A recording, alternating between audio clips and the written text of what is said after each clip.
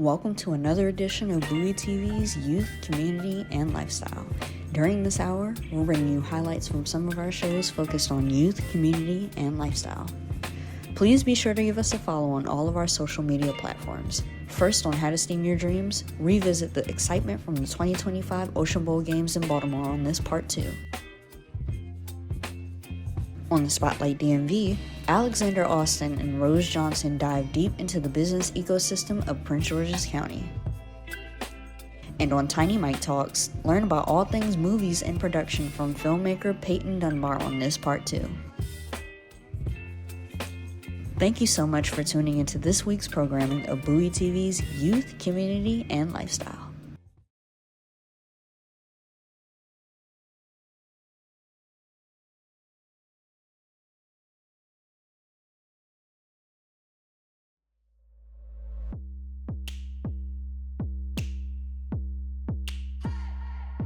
Hi, I'm Sharielle Smith. I am your Steamcaster for this year's Ocean Bowl game, and we are in here with our competitors. We are 10 minutes from showtime, and if you just take a look, the room is full of hungry, young competitors. It's going to be a really great day of STEAM. So your science, your tech, your engineering, your art, and your math, and one extra letter, P. We're going to be doing a lot of playground games to determine the winner, but right now we're 10 minutes out and you can just feel the anticipation building. Stay tuned for more exciting action.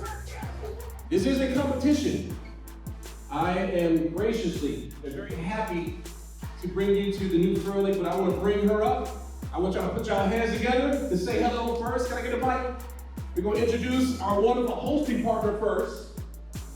Come on, y'all say hello to Mrs. House! Come on!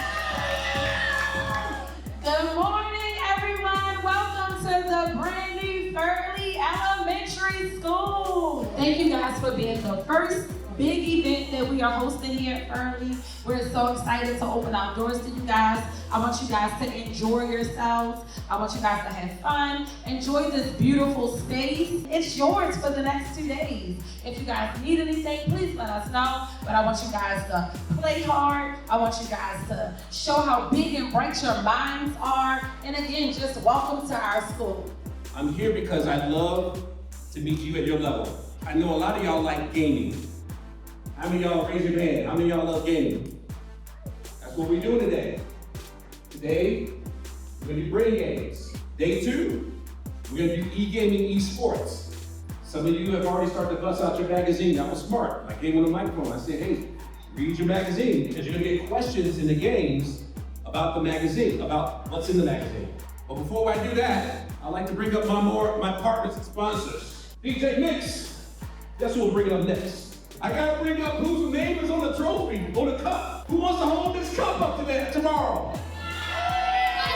Y'all see that logo? She hails from Baltimore. She's about 8 feet tall, but she has West Indies heritage. Y'all come on up. Y'all say up to our sponsor, Fulton Bank. I don't even thought I was gonna bring it up like that. 8 feet tall. 8 feet tall. Good morning. Oh, we're so excited to be here today and see your beautiful faces. My name is Dion Walter McNeil, and I'm the Vice President Community Outreach Officer here at Fulton Bank. We're excited to be here and support this wonderful event, second year in a row. Some of you met us earlier at your rec center. We talked to you guys about money. Who's gonna win today? Who's gonna win?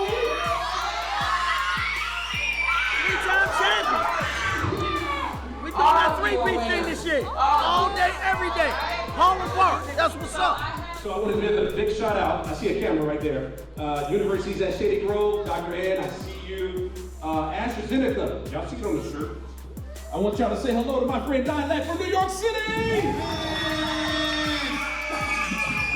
What's going on, y'all? My name is Dialect. I came here from from Brooklyn, New York. I came here to talk about art. Art is the only way that you're gonna figure out money. People tell you that money is about facts and figures, but money is about feelings. The way we feel our feelings is through the STEAM parts of it. So we're gonna get into our feelings. Tomorrow, we're gonna talk about some personal finance stuff, but today, I'm gonna be here at the halftime show. I'm gonna be doing some art. I'm a hip hopper, so I'm gonna do some rapping, some beatboxing, some scratching, and anybody out here, I already saw some of y'all with some skills. I want you to come and jam with us. It's gonna be a good time.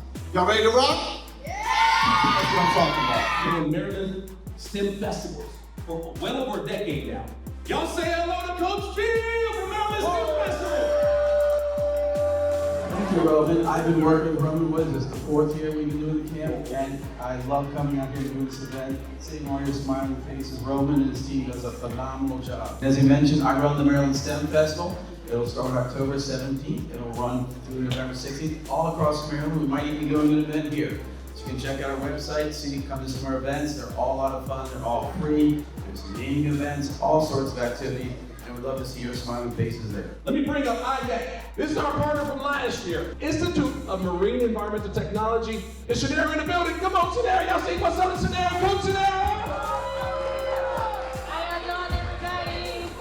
Good morning. I'm Shanera. I'm from IMET. I'm also over in the exhibitor area with Phil.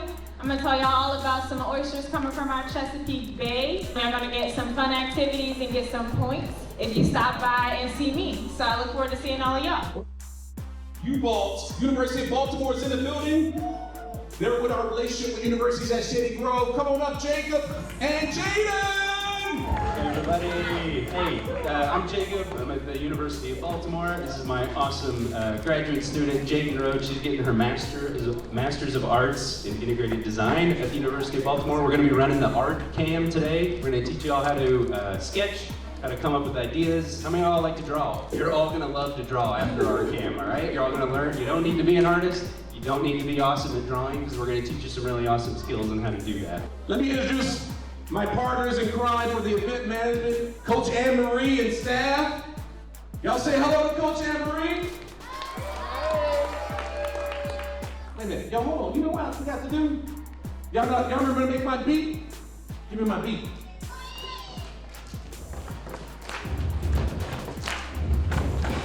Come on, let's get on beat. Give me my beat. Wait a minute. Cut the beat. Hold on. Cut the beat. Let's try this again. Let's warm it up. Let's go. Steve York. Steve York. Coach Sherry, you ready to kick us off? We're going to sign off now so they get a head start to their cams. We ain't here to play no games. We are to play games. Steve York. Steve York. Everybody stand up. Steve York.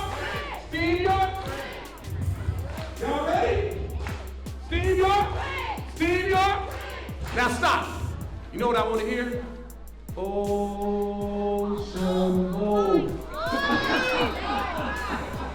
Y'all ready? 3, 2, 1, let's go! Hey, this is your shoutcaster, Sherelle Smith, and I am standing here with our intrepid mascot, Jay, and we are here at Squiddy Game. So basically what we're doing here is our contestants are going to sit there, and when the music starts, they can run, they can jump, they can crawl, they can do whatever they got to do to get to the end of the gym. But once the music stops, they got to stop. If they get caught moving, they get zapped. So if they get zapped, then they got to go to the brain box penalty and solve math problems to get back in the game. So who's going to win? We don't know, but the competition is hot and heavy. All right, we're in the crucial last round. So this round is playing for all the marbles. If you get out in this game, you're out for a real. So right now, everybody's real still. All right, ooh, I don't know. I don't know if speed walking is the move here, but it's a move that a lot of kids are taking. Like lulling you into a false sense of security. Oh, we got somebody in the lead right now. Oh.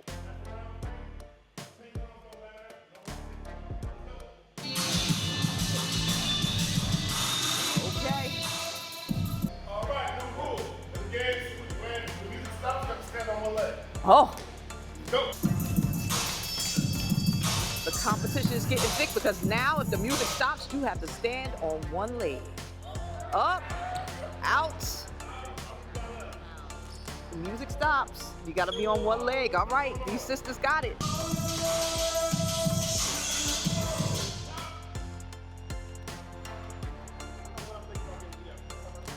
See how long they can hold it? I'm a little bit hungry. Maybe pizza, maybe pasta. What y'all thinking? Oh, coach is trying to. The music is still off, huh? Coach is trying to stall them out, trying to make them move. They got some pretty good. Trying to make them move because the longer he talks and the longer they have to stay like that, more likely somebody's gonna move. But right now, they are holding their postures.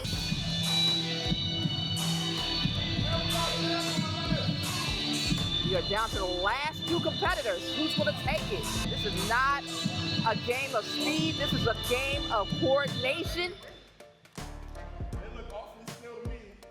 Oh, the coaches are circling, ready to zap whoever moves.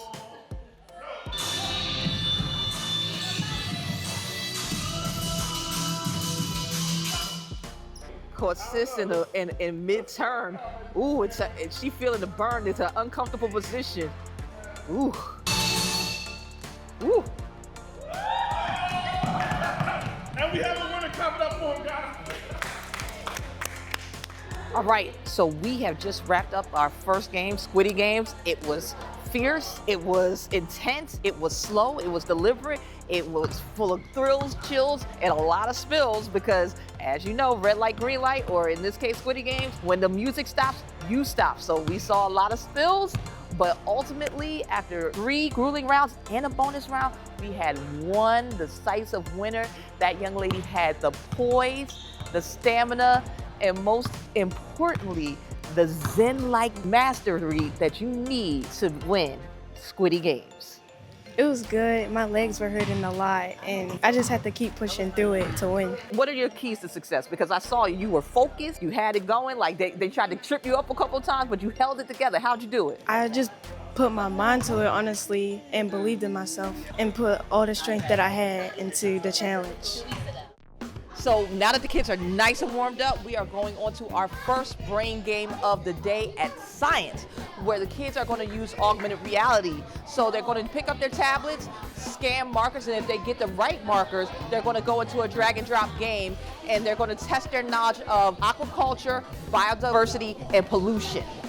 You'll answer these questions. They're riddles.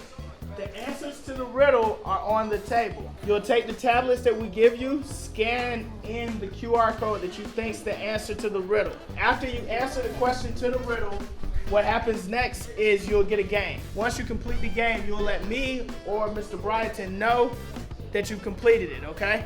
And then we'll tell Christian your score, okay? And then you're gonna have to drag one down in here. What's that over there? All right, now check your answer.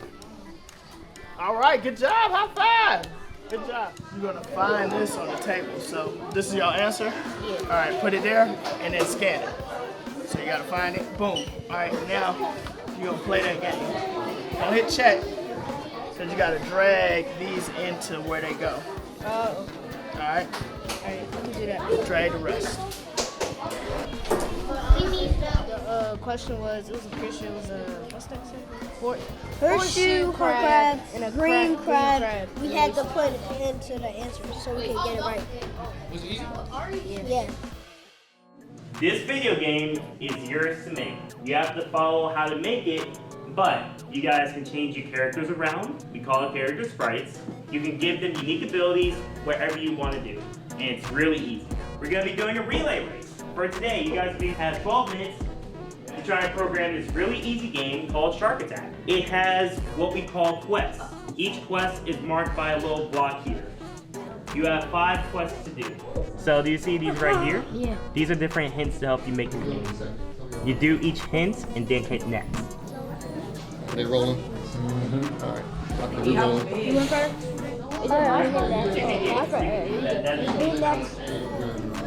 You can keep that. You said that's an owl? It's a dog. Hard to hear. I'll look away. Whose idea was it? Ooh, she quiet now. No, she's quiet now. What's your group name? I don't know. Two turtles. You're What's your name? My name is Fatu.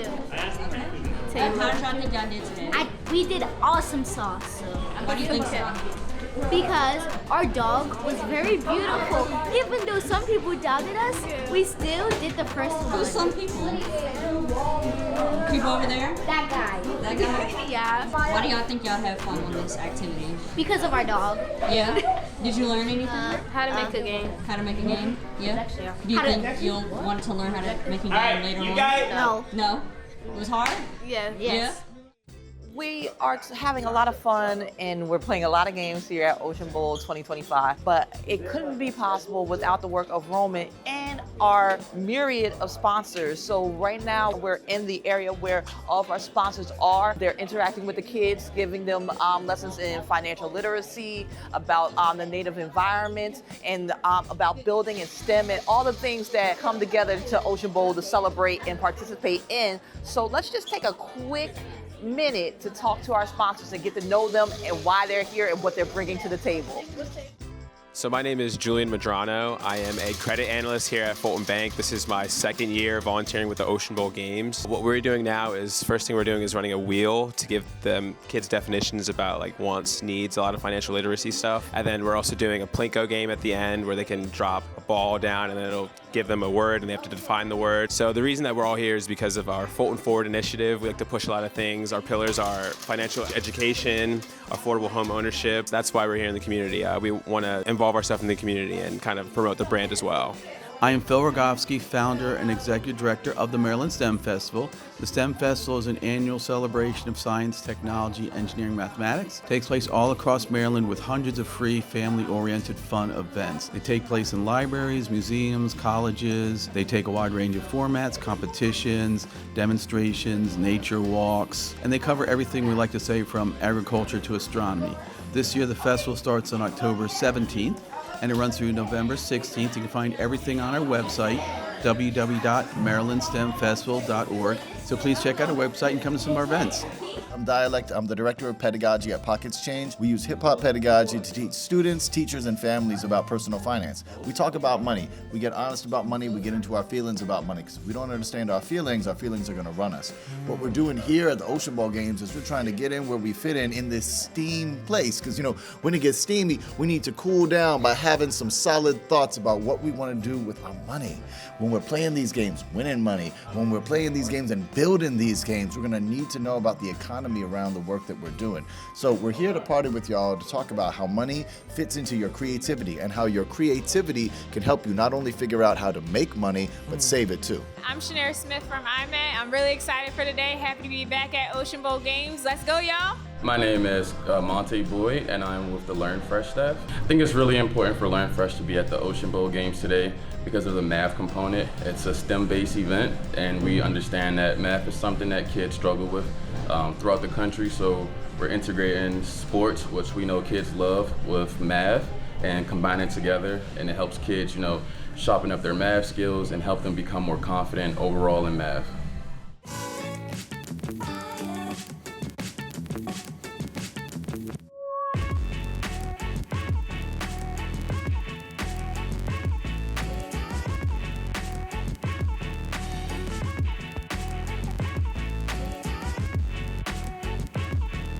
All right, well, we're going to turn it over to the Dialect. He's going to teach us how to beatbox. Yep. We're going to do a little bit of that, and then we maybe turn it into something more fancy. Sister Sherry, have you ever played an instrument?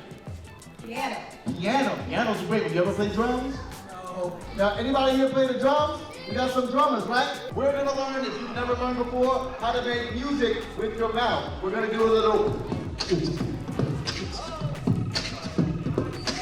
It may sound hard, but it starts out real easy. Everybody, on the count of 3, I want you to say the word basketball, all right? Just the word basketball. 1, 2, 3, basketball. Ooh, that sounds good already. Now, when you're saying the word basketball, you use these muscles, these muscles. So I want you to really use those muscles and say the word basketball again on the count of 3, okay? 1, 2, 3, basketball. Ooh, it's sounding even better. I'm loving it. Now what we're gonna do, we're gonna do another layer. We're gonna take a deep breath. You're gonna fill your belly with air like a basketball. Shoot it up. It's gonna hit the roof of your mouth and come out right here in the middle of your bottom lip, saying basketball. So it's gonna be 1, 2, 3, deep breath, basketball. We got it? 1, 2, 3. Basketball. Oh, we're almost there. So what we're gonna do on the count of 3, we're gonna take a deep breath and we're gonna say, and we'll have a rhythm. You got it? Y'all make sense? It makes sense to y'all? It makes sense to me. All right, let's do it. 1, 2, 3.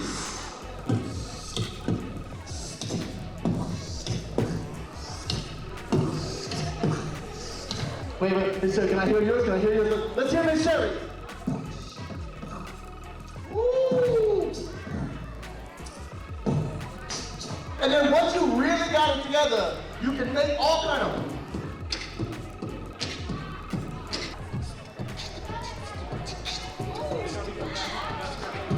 Woo! Can we get some love for that?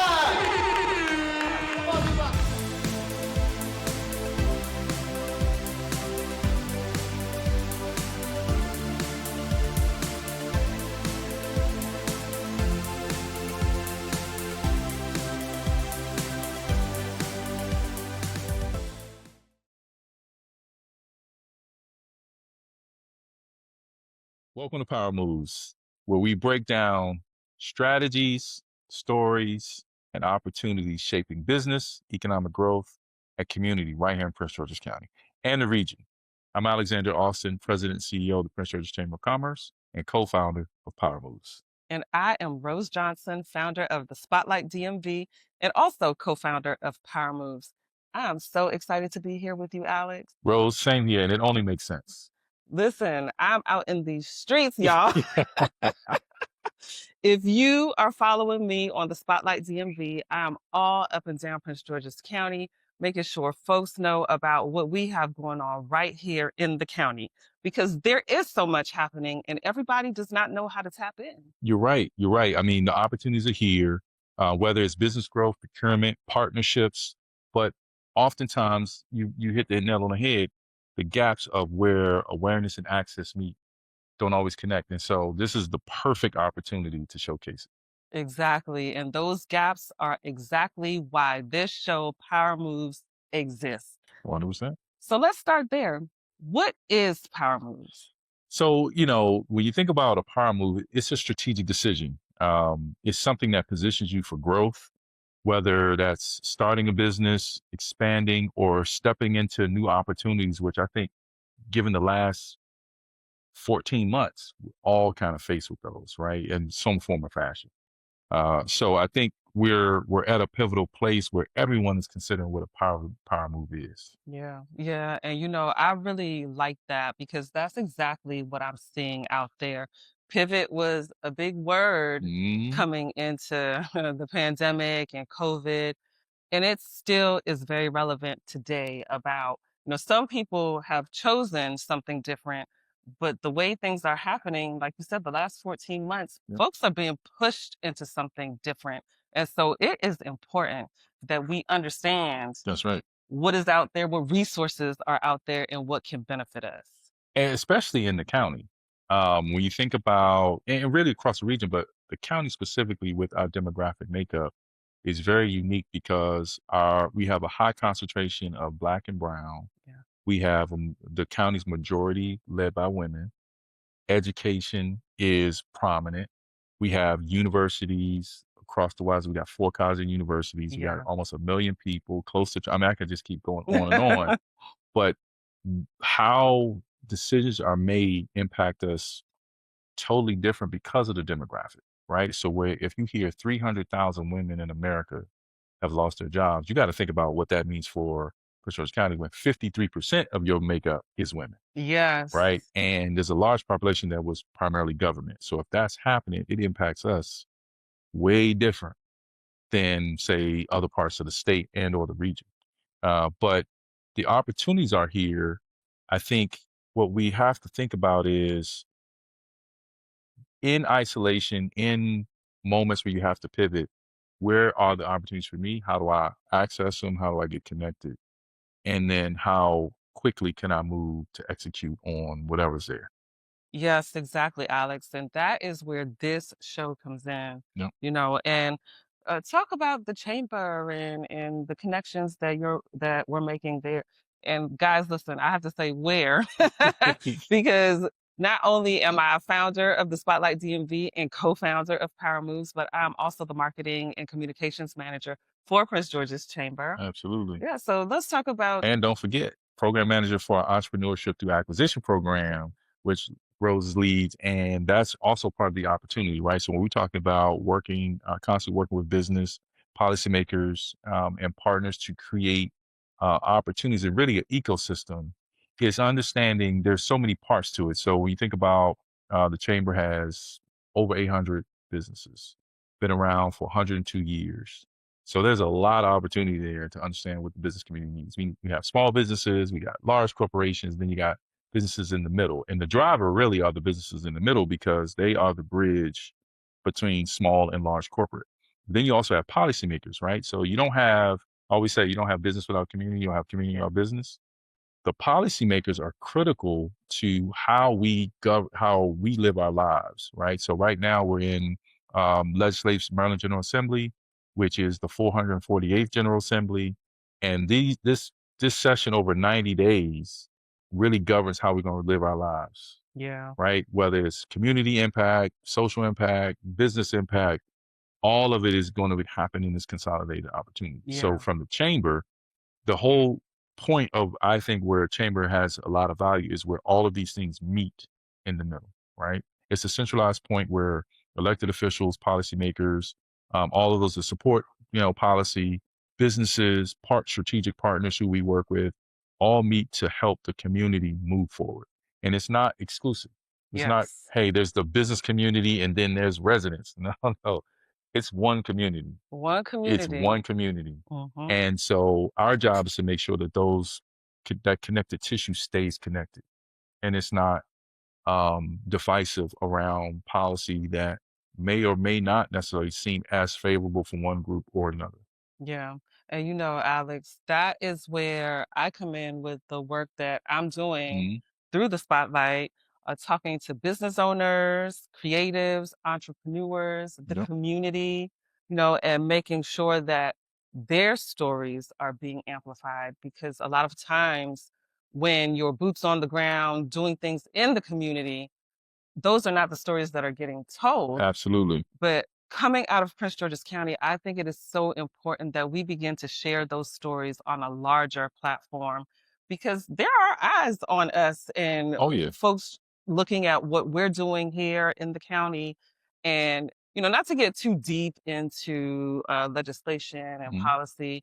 However, this year is a very important year at the county level for the midterm elections. Every seat on the council is up for re-election. We have Steny Hoyer retired, Big and time. we have maybe 17 people running for that. It feels like it, right? Yeah, and so like you said, those 90 days are so important in the whole ecosystem of what then comes down to shaping what happens here on the county level. And also working in partnership with what's happening at the state level and at the federal level. Absolutely. I mean, I think this is where the worlds come together because you talked about something that I think is extremely important. The one thing that I have realized in the role as president CEO and in my travels is that everybody watches Prince George's County. Yeah. Whether they want to admit it or not, the demographics, how we swing votes, the population, the level of talent that is just birthed through Prince George's County. Anywhere I travel, and I say I'm from Prince George's County, people pinpoint something, right?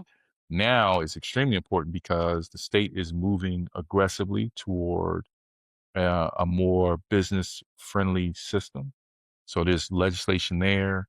There's talk of data centers and energy. Yeah. There's elections happening at the county level and at the state level and at the municipal level.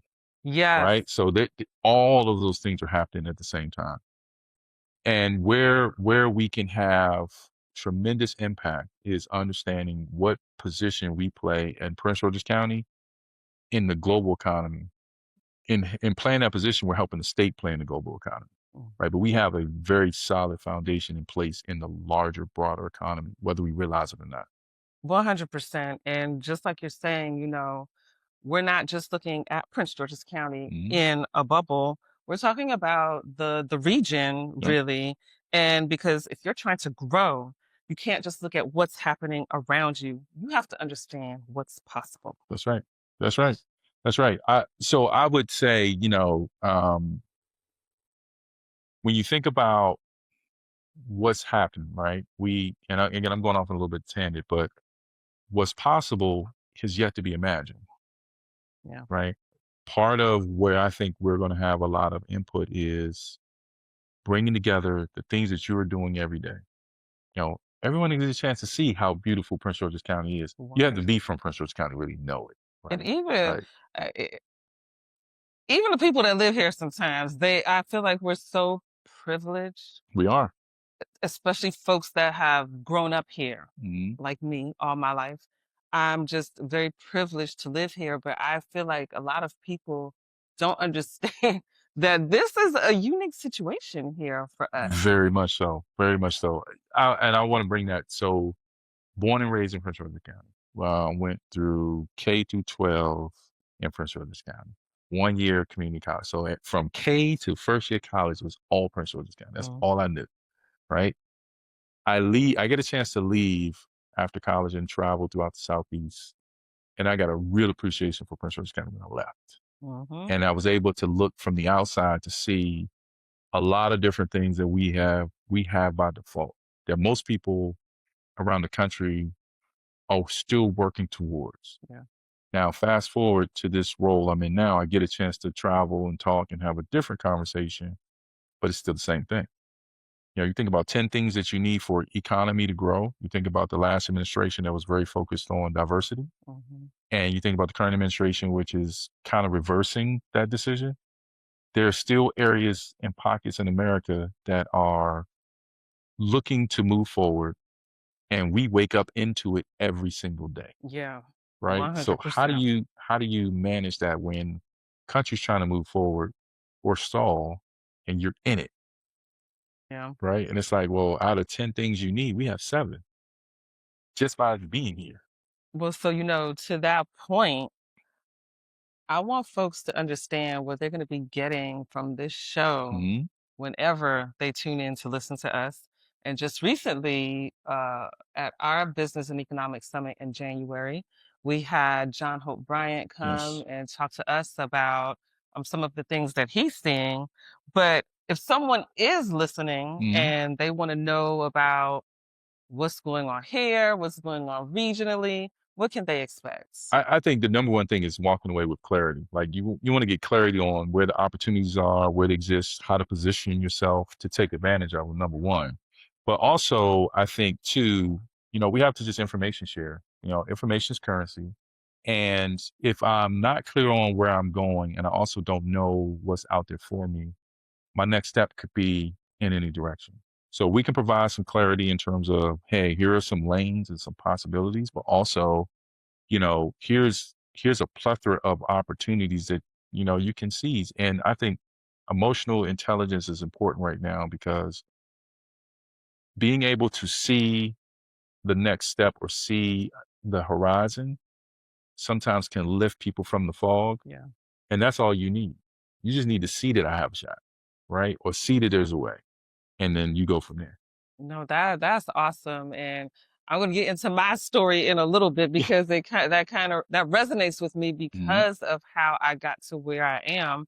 And I think a part of what you're saying too about having some insight into what is happening, because, as I said, I'm heavy in the community, and a lot of what I hear people talk about is why don't we have this type of restaurant or this type of shopping? You want to have that conversation? Well, just, I want people to understand some of the things that they'll be able to understand tuning into us. Yeah. Because doing this work here at the chamber and listening to some of the hearings and the meetings that are happening, that's when I really began to understand what it takes to develop a community. Oh, You know, yes. a lot of people, they look at the median Mhm. dollars, you know, this is how Mhm. much money this community is making. Why can't we have what these other communities are having? Amen. But we have a whole different setup. And, you know, we don't have to get deep. We will I'm get deep ready. into I'm that ready. at I'm some ready. point. We don't have to do that today, but, you know, it takes more than looking at median incomes to Yes. determine what will bring viable development, you That's know, right. what's going to sustain retail and development. And so those are some of the conversations we're going to be having here. Absolutely. Absolutely. I'm glad you brought that up because one, and I'll speak to our elected officials, I really have a new level of respect for anyone who is an elected official because the people's lives are on your back. Yes. And so it's a lot of pressure to try to understand, uh, you know, a couple 100,000 people's needs and corporations' needs and have to make the right decision and maybe sacrifice your reputation Yeah. in a public space. With that being said, what we can do from the business community specifically is help to educate, provide information, awareness, insight. Now, there's going to be some decisions that we agree on. There's going to be some decisions we don't agree on. Ultimately, the decisions are the mood accounting for it, right? But when you think about what has to be decided upon in the next 6 to 8 months, it's going to be unpopular Yeah. for us to move forward. And not everyone wants to make that decision.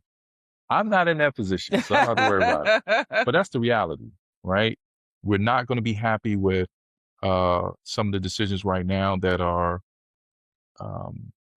unpopular to make, but long term, if we want to be competitive in the state and in the region, we have to make them. And that's what it's going to take. That's what it's going to take. And that's on them to make that decision. Yes, and also don't forget our piece in it as a community is to advocate for the things that we want to see.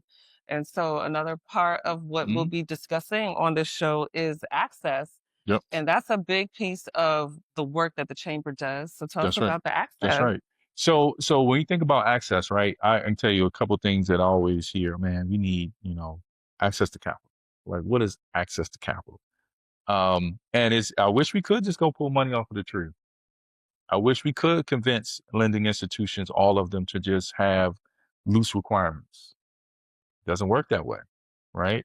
What we have to do is make sure that our businesses are prepared to take on the risk that they're asking for, because that's how the banks look at it, right? Yeah. So that's number one is, hey, how do we provide the information, the resources, the tools, the learning sessions to make sure our businesses are ready to take on whatever risk they want to take? The next part is sustainability, because now once you get it, now your job is to return that capital Yes. and grow your business. That's hard to do if you're wearing multiple hats. So again, it's making sure that we are properly providing the resources and guiding our businesses so that not only are they launching and they're capitalized right, but they're sustainable and they're providing direct investment to our ecosystem. And then going into hiring the talent that we need and the training. And now they're scaling, right? Because when you can scale and you have a viable workforce, and a workforce is, let's say, a living above means, and what happens is those restaurants and those Whole Foods, they start paying attention to that. Exactly. Right. And then you start pouring into the school system. And next thing you know, you get more corporate investment. And then we make legislative law that is easier for business. And now you have this ecosystem of viable sustainability. And we also have to think about how the business community can help pour into the corporate, the tax revenue collection, which then gets redistributed into areas that we need: public safety, let's say school and education, transportation infrastructure. You need all of those things, and housing, not just housing, and housing. And housing. Yeah. Yeah. So if you can do all those things, but it's going to start with that anchor. It's going to be that corporation. I will name no industries, but I have one or two that I think could, and it's the one thing that you need. And I'll leave a hint for the audience. Think about this. What is one thing that all companies want to be close to? It's probably the thing you need the most. Well, I'm gonna let folks chime in the comments about what they think that is. Yeah. It's been an ongoing debate, but I'm not going to say anything. And so you talked about access as far as funding. Mhm. However, funding is not the only way that you can grow and sustain your business. And so No. we'll be talking about programs, That's right. partnerships, ways that you can connect, and where to go next in order to scale. You know, Absolutely. if it doesn't come in dollars, maybe it could come through a partnership with someone that you've met or Absolutely. some sort of program. Like we have programs here at the chamber. That's right. Relationship. Yeah. Right. Relationship is everything. And oftentimes, particularly for smaller companies, younger companies who are just starting, I think we put access to capital before building relationship, selling your product. Right. So it's maybe a win, does it apply? And it's hard though. Like if you have not been a small business owner, it's not easy. And not even make it look sexy. It's not sexy. It's hard work. Yes. Right? Long nights, long days, creativity out the wazoo. It's stressful. These are the realities. But if you can work through it, build your systems, win back your time over time, it becomes fruitful.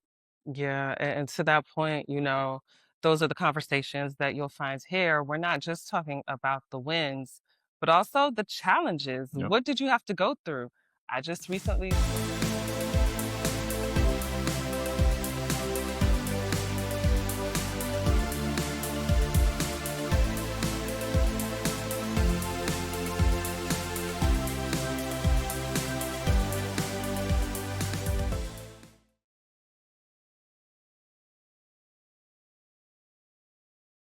Like the next part of my question. I can basically just see your show notes. Yeah, I have everything just on my forehead. Yeah. But how is it collabing with, you know, your other fellow creatives in the VCDMA department, but not also the VCDMA department, but like the fine and performing arts building in general? Yeah, and that, you know, other majors beyond that too. Yeah, I'm. This is the portion of the interview where I can, you know, name names and put people super. Yes, name names because we love that. Yeah. So yeah, collabing with people just at that school, honestly. But like when you talk about the theater arts department, you know, the performing arts, I met one of my friends, Keisha Brown, who is an enormously Shout out to talented- Keisha. Shout out to Keisha. Who is an enormously talented, like she's talented behind the camera and in front of the camera. And once I learned that she can act and seen like some of her work, I'm like, oh, I need you. Yeah, we gonna use you. Yeah, we gonna use you for some stuff. I need you now. Like, I need you in front of stuff. So we did a couple projects together, a couple short films together. But also just like being like in that space, I can meet other people that I can potentially like work with and stuff. Like, because there's people there who like, okay, I see you're amazing at stage acting, but I would love to see how you act for a screen. And there's a class in that department called Acting for the Camera, taught by Professor Kong. And like so many of the people in there I think are theater people, but like once they learn, okay, there's another style of acting, then it's like, okay, how can I work with them now for projects that I want to work on? So that's been great. But also just people outside that department. I met my friend Marcus Williams, who is someone that I was like, okay, wait a minute. Why are you not here, like in this major? Because when I met him in my self-promotion and marketing class, I found out he was an actor. I found out he was a rapper, like all that stuff. He's worked on the stage before. So I was like, hey, I had a project to do for motion graphics where we had to do a commercial. So I was like, oh, I need an actor. Oh, I could hit up like this Marcus dude that I met in class. And I was like, oh, wait, like you're really talented and stuff like that. And it's like, but no one knows. And it's just like the biggest thing that I want to do and that I think we want to do as a collective, like the team I'm with, is, you know, give spotlight to those people who might not be super sure of themselves or super ready to put themselves out there and advertise like their strengths and their talents. And I feel like, you know, with this new projects we're working on and projects in the future, like my cinematographer, Quantrez Brown, he's amazing, but he doesn't say a word. So it's like no one would ever know. But just getting all these people together, these super talented, low-key people together to make stuff like Mr. Matthews and other stuff that we're going to work on in the future, like that's what probably brings the most joy to my heart, is giving them like the shine. Yeah. And I love the fact that with us being in the VCDMA department, we kind of have to reach out to people to help us, Absolutely. especially during our senior project. I mean, getting together a crew and cast for even just for a 5-minute production, like so much goes into that, and I don't think people realize that. And I think oftentimes people can take that for granted because, I mean, even if you don't really know anybody in the department, it's still cool to have people willing to help us out with, projects, graduating, even just not with, graduating, but just like doing side projects, like what absolutely. You're doing. Yeah. Yeah, and then like even like going back to like that digital cinematography class I was in, I took it with one of my friends was in there, Lamont Tucker Jr., who ended up, we were collabing on just the projects in that class, and then he ended up being the star of my senior film, and now he's in Who Killed Mr. Matthews, playing a pivotal role. So just networking with people, and then like really just getting out your shell and like approaching people and being like, hey, like, do you want to do this? And seeing, oh, they're like-minded like me. They like to create and they like to perform as well. So like that's been great too. Yeah. So we're nearing the not the end point of the interview, but we're nearing the end of the questions. But could you tell me more and the audience more about New World Media and what you're trying to bring to the table? Yes, New World Media is something that I have been thinking about starting for about a year now. And shout out to Keisha, because Keisha also helped me come up with this. And it's kind of like shout out to Keisha. Keisha, she's a superstar. And it's kind of like it's a play on words of the New World Order, which back in, I think it was the 80s, 90s, which was the government. They thought it was a secret totalitarian government that was kind of having an uprising to take over the world. And it's kind of like that's what I want with all these different creatives. Like we're not known, but eventually we will be known, and we're going to be taking over media and Hollywood and stuff like that. So it's just an outlet to be able to create different films, as my phone rings, different films, web series, just like different projects in general that people are gonna definitely enjoy like in the future. So yeah, that's what New World Media is for me. It's my little startup production company. Yeah, I'm glad you're getting that started too, because I need to also get my production company started. I have 727. That's a hard logo. That's a good logo too.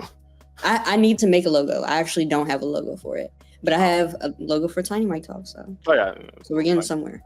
But with New World Media, with you having a short film under your belt, with you having all this experience, this brings us to Who Killed Mr. Matthews, right? Yes. Right? Yes. So before we dive into it, I want to show people, your teaser trailer for Who Killed Mr. Matthews. Oh, okay. Wow. Okay. I'm ready. Let's go. All right.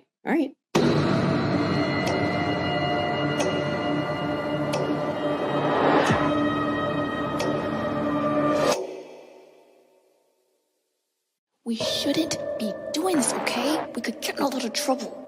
He was more than just a teacher. He was my friend. You have to move on. You have to let it go. Mr. Matthews deserves justice. I'm gonna find the truth. Oh my God, that is giving me chills. The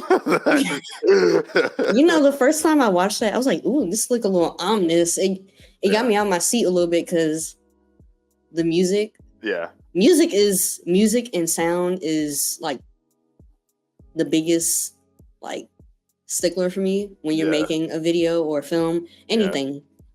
So yeah, I mean, tell us about Who Killed Mr. Matthews. Who Killed Mr. Matthews? A lot of people use the term passion project, and I've always been like, I haven't really felt that, so I can't call this a passion project until now. Who Killed Mr. Matthews is definitely something that I cannot wait to show everyone. So basically, I was sitting in the writer's room, which is my room. I was sitting in the writer's room in Discord with Marcus. He was like, let's create something. Like, let's just jot down ideas. And we eventually got to Who Killed Mr. Matthews, which is a story about a high school student who regular day at school. He finds his teacher dead in the bathroom.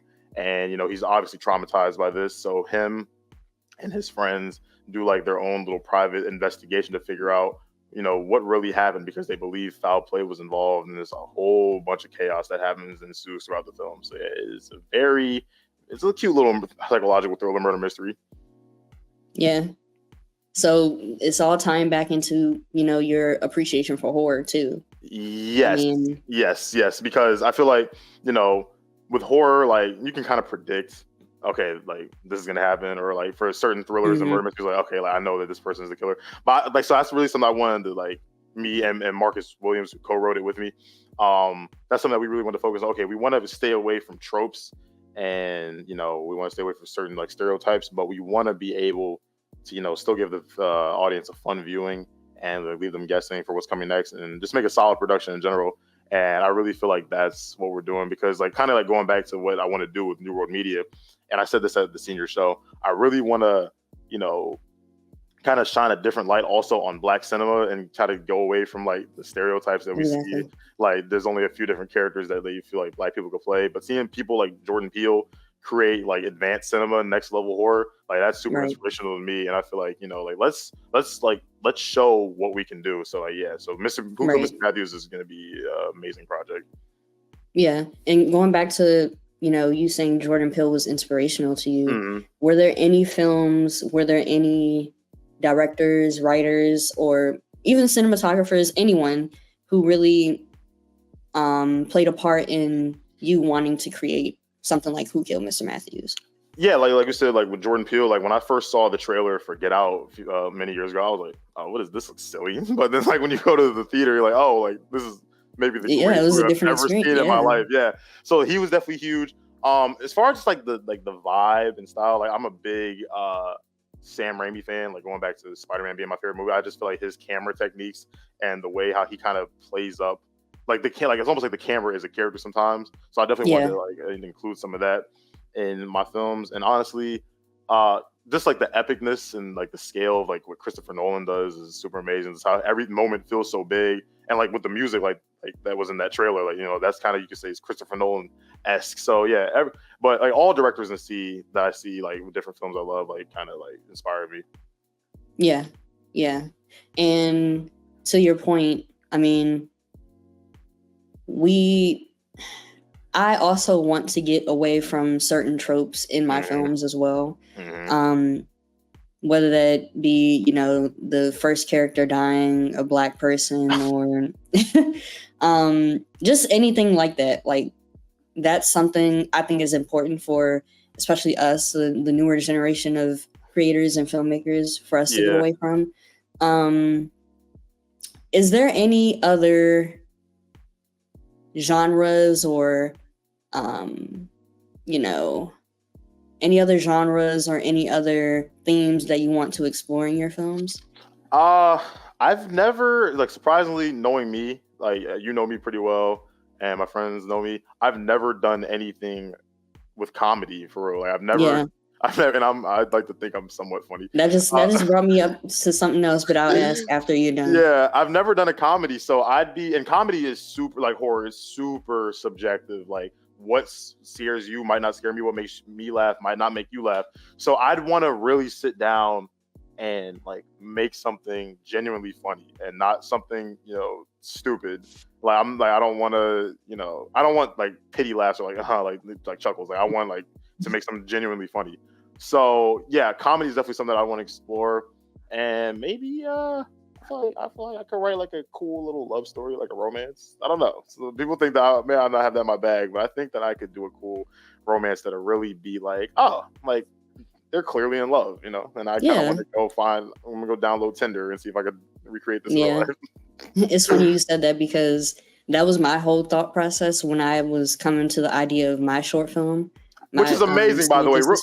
Real quick, I was telling Marcus about you and told him that I told him or told you about him, and I was like, oh yeah, let me show you Destiny's senior film.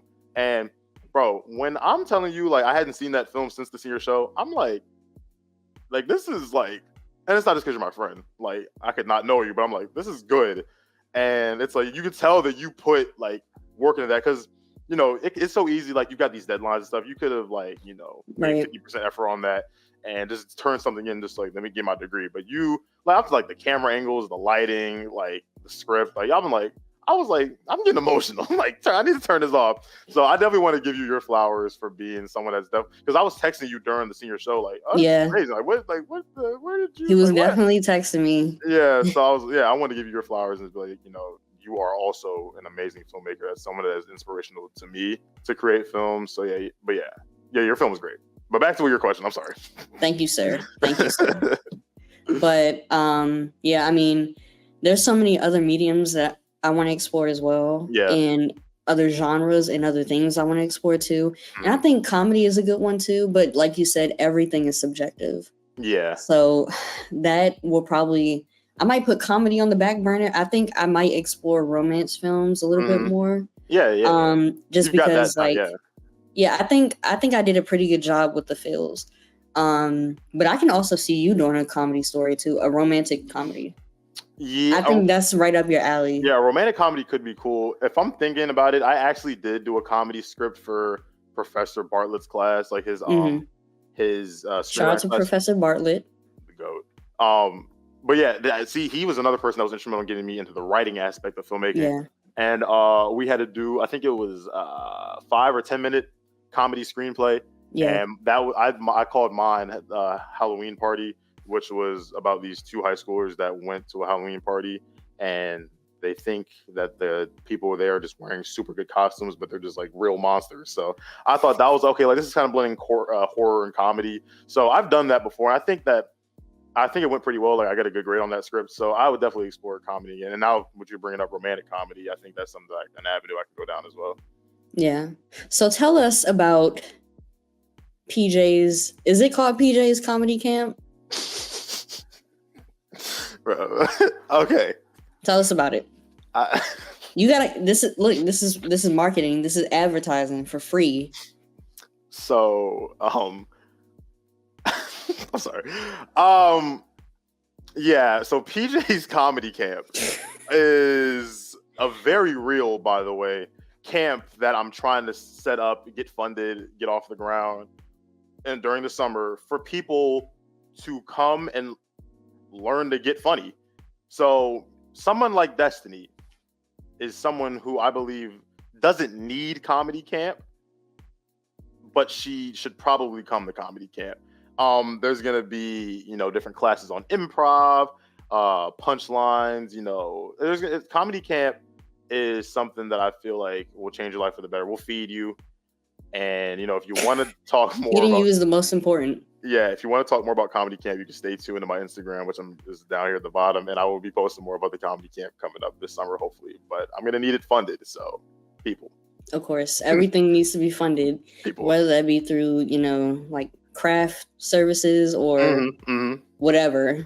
Yeah. Everything needs funding in this industry. Absolutely. So I'm glad that we had this chat about what is driving you to create what you're creating. And this brings me to my little mini game segment. Okay. I call it Top 2, Not 2. Top 2, Not 2. Top 2, Not 2. Okay. So it's just basically a game where you pick one out of the 2 options. And for your instance, it would be the film edition. Ooh, let's go. I'm ready. Okay. So horror or drama? Horror. Yeah, we already discussed that. Yeah. Tell me why though. Why horror instead of drama? Because I'd rather be scared than sad when watching a movie. Yeah. Simple as that. I agree. You don't like crying? I don't not like crying, but like that rush of like a jump scare. Like it's cheap, but it's like being on a roller coaster. Like, it's fun. Yeah. Yeah. So, reality show or a scripted series for you to create? Oh, for me to create? Oh, scripted series. No, we're not doing that. Why? I'm not doing the bad. You gotta explain your answers. I'm not doing the bad girls club of Bowie. But it doesn't have to be like that. There's multiple routes. You know what? You saying that, it's not necessarily a reality show, but I would do somewhat of a loosely based mockumentary style. Yeah. One of my dream was to do like a mockumentary style of Bowie State, but like it's like The Office, but it's Bowie State and like specifically VCDMA. So that's kind of reality because it would have there'd basically be no script. I'm just kind of getting the weird people that you see at that school. But if something I'd rather do like full time, give me a scripted series because I like to write. Yeah. So, would you rather live in a zombie apocalypse Mhm. or a post-apocalypse?